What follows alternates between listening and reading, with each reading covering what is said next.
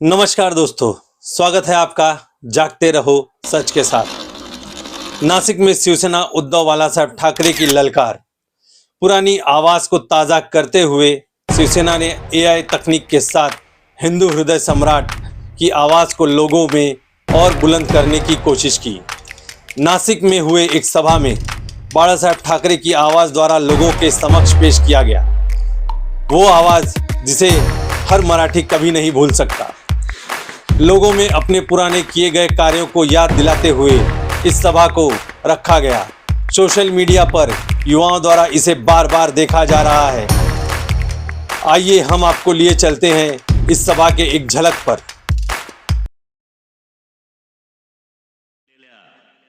माझ्या तमाम हिंदू बांधवांनो, भगिनींनो आणि मातांनो, आज तुफान गर्दी दिसते। अरे नाशिक म्हटल्यावर गर्दी उसळणारच। नाशिक आणि शिवसेनेचं एक नातं नाही म्हटलं तरी आहेच आणि ते राहणारच। म्हणजे ते कोण नरेंद्र मोदी म्हणतात तसं हे नातं नाही की नासिक से मेरा पुराना नाता है। मैं यहां वीर सावरकर जी के साथ काम करता था और जैक्सन के वध में मेरा ही प्लॅनिंग था। अरे जातील तिथे गणवायचंय आणि लोकही गणतात। ही काही नाती जपणारी माणसं नाहीत। कमळाबाई म्हणजे एक ढोंग आहे, ढोंग।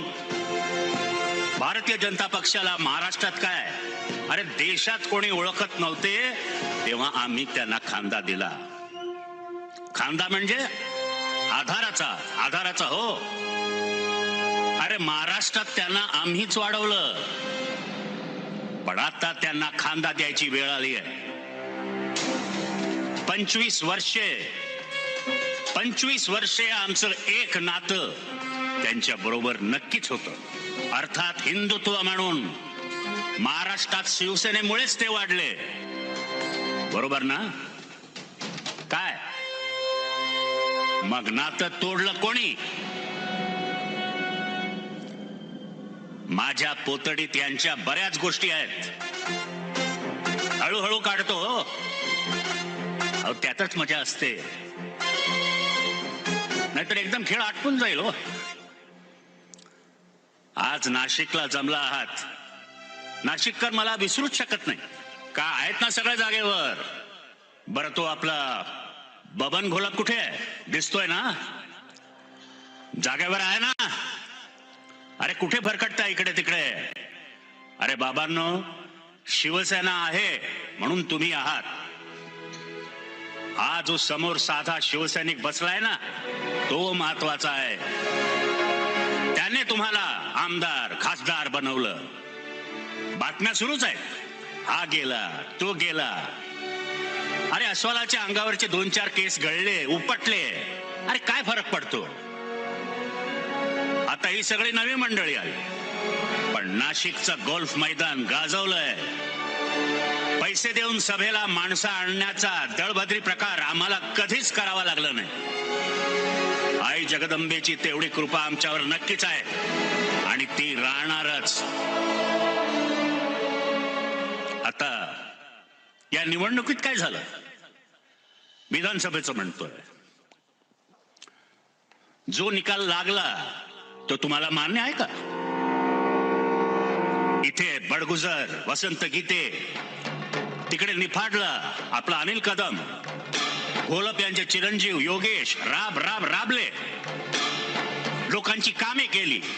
मालेगावात अद्वै हिरे, धुळ्यात अनिल गोटे हे मैदानात होते, पण निकाल उलटेच लागले। अहो हे भाजप आणि त्या नकली शिवसेनावाल्यांनी असे काय दिवे लावले की ज्यामुळे त्यांना अशी भरभरून मते पडली? लोकशाहीत हे असे निकाल जबरदस्तीने लावले जाणार असतील तर कसले स्वातंत्र्य आणि कसले काय? ही लोकशाही आम्ही मान्य करणारच नाही। हे असेच सुरू राहणार असेल तर स्वातंत्र्याच्या रक्षणासाठी आम्हाला वीर सावरकरांच्या क्रांतीच्या मार्गाने जावेच लागेल. होय, मी हे सावरकरांच्या नाशिकमध्ये बोलतोय. टाका आणखी एक खटला माझ्यावर. नाहीतरी माझ्या शिवसैनिकांवर खोटे खटले टाकताय ना, टाका. हा माझ्या शिवरायांचा महाराष्ट्र आहे.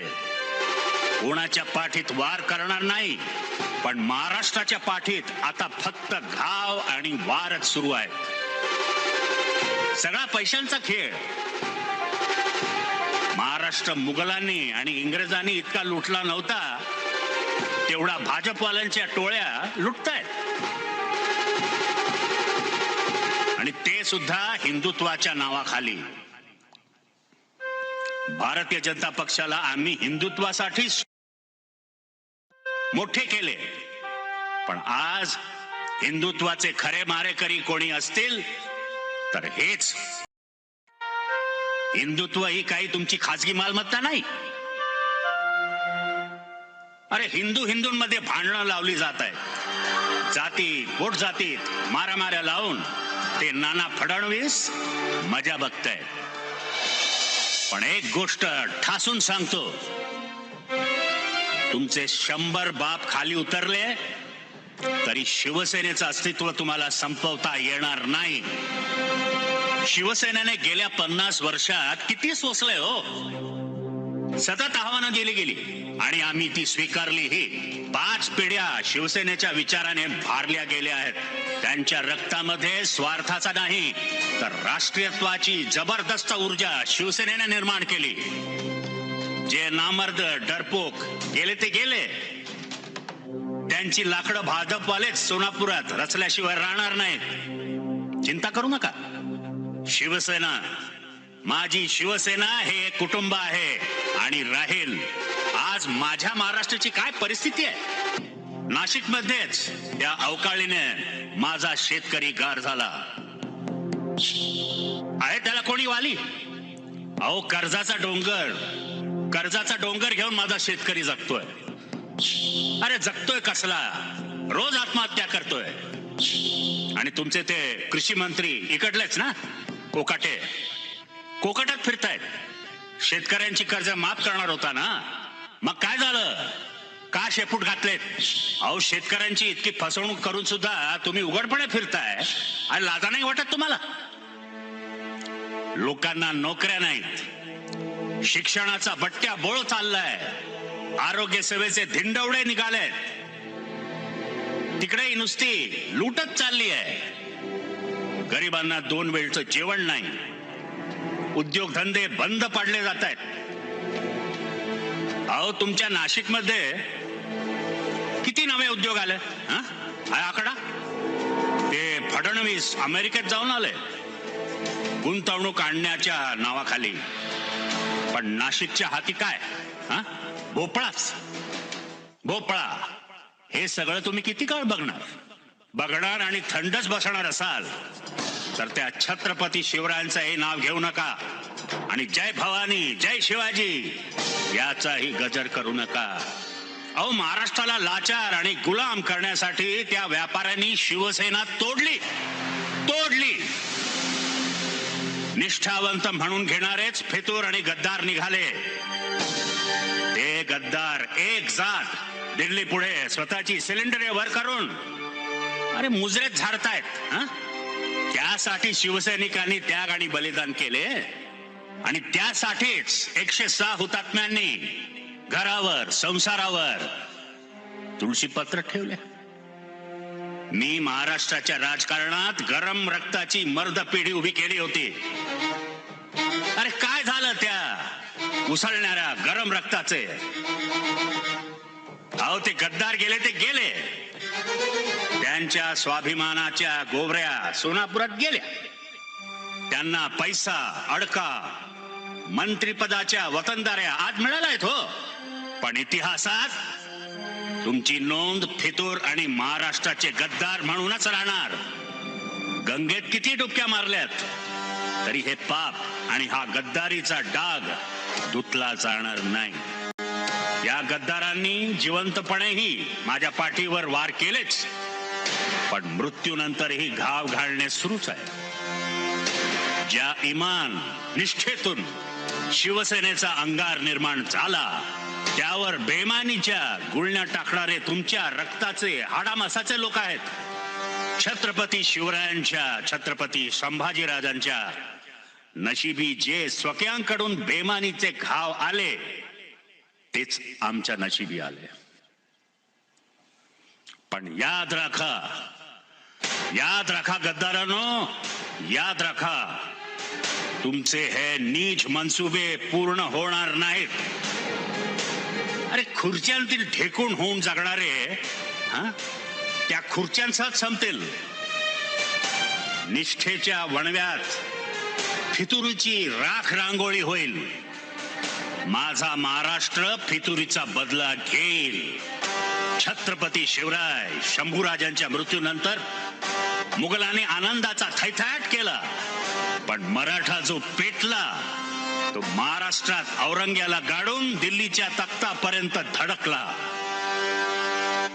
माझा शिवसैनिक खरा मर्द आहे, वाघ आहे, वाघ. तुमची ती काय ऑपरेशन वगैरे सुरू आहेत ना फोडाफोडीची, ती वेळ येत आहे. त्याच ऑपरेशन टेबलवर पाडून तुमच्या बेईमानीची नसबंदी माझा मराठी माणूस, माझा शिवसैनिक नक्कीच करेल. घोटाळा गोलमाल करून विधानसभा जिंकली. अरे भ्रष्टाचार, पैशांचा खेळ, दुसरं काय. आता मुंबईची महानगरपालिका 106 हुतात्म्यांचा हा पंचप्राण ते विकत घ्यायला निघाले. हे मी आणि माझा शिवसैनिक त्रिवार होऊ देणार नाही. आम्ही महाराष्ट्राला स्वाभिमानी बनवलं, मराठी माणसाला बेडर केलं.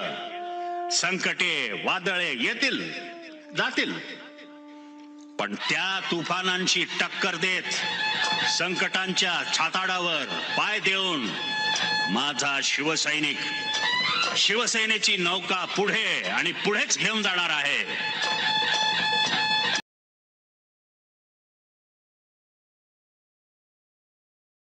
इसी तरह की खबर को देखने के लिए देखते रहिए जागते रहो सच के साथ.